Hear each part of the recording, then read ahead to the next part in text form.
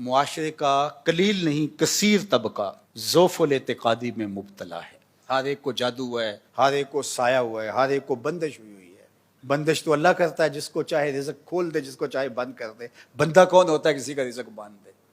کہتے ہیں کسی نے اولاد باندھی ہوئی ہے. استغفر اللہ. کون ہے کوئی کسی کی اولاد باندھنے والا؟ اولاد دینے والا بھی اللہ، اولاد کو اٹھانے والا بھی اللہ. شرک کا ارتکاب نہ کریں، مشرک ہو کے نہ مریں، اللہ پہ توکل کریں، اللہ پہ بھروسہ کریں.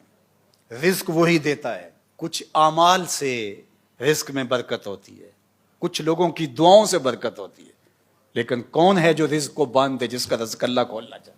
کون ہے اس رزق کو کھول دے جس کو اللہ باندھنا چاہے؟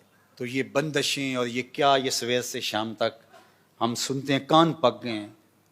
ہم جس کام کے لیے بیٹھے ہوتے ہیں لوگ اس کام کے لیے نہیں آ رہے ہوتے. لوگ اس کام میں میرے اوپر بندش ہو گئی ہے، میرے اوپر جادو ہو گیا، میرے اوپر ٹونا ہو گیا.